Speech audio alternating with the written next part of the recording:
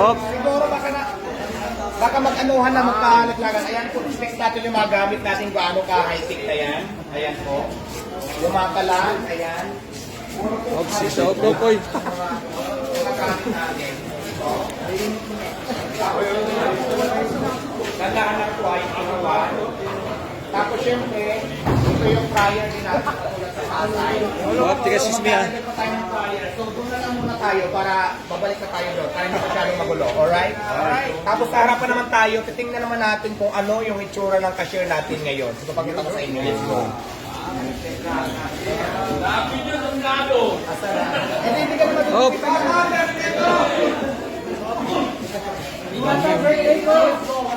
Dito pa din maligo. Idol, si Kunas.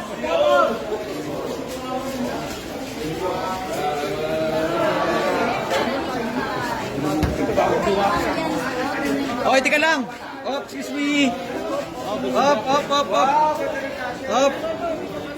Teka.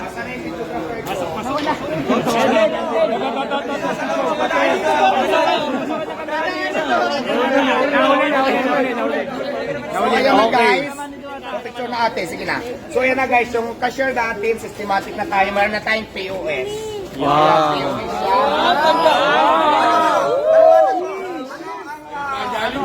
Parang Jollibee na.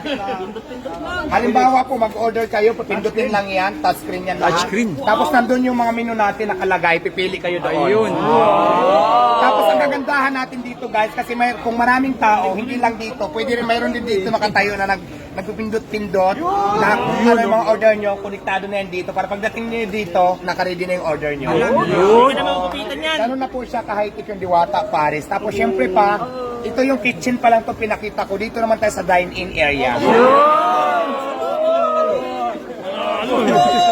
Oh, tiga. Sa kitchen nag-order tayo. Yes.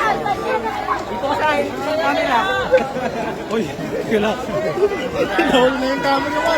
Op, op, op, op, excuse me. Oh, oh. Dito na lang muna tayo kasi maraming visitors kumakahiya naman maguluhin natin sila. So after natin mag-order doon sa kitchen, tinuro ko na sa inyo. Dito naman kayo pwedeng kumain. Pero syempre dyan sa labas yung nakikita sa may billboard na yan, yung may mga spaghetti, may sukunit. Lagyan din natin yan dyan ng mga tables pag hindi maulan para kung maraming tao dito, maraming tayo pwede pagyan ng kabisa. So ayan, pinakita ko lang sa inyo yung itsura ng Diwata Paris Overload dito sa Quezon City na talaga namang pinaganda namin, mas in-improve, mas pinalinis, mas naging systematic lahat at naging maayos na po siya. Kaya maraming salamat po sa inyo. Tuloy po ang laban at abangan nyo po ang Diwata Paris sa ibang lugar kasi marami po tayong branches na ilalagay sa buong Pilipinas. Ayan, vloggers, pwede na kayo mag-video-video dyan, mag-content dyan, kahit sang sulok dyan. So, pray na po sa lahat kayo. So, maraming salamat.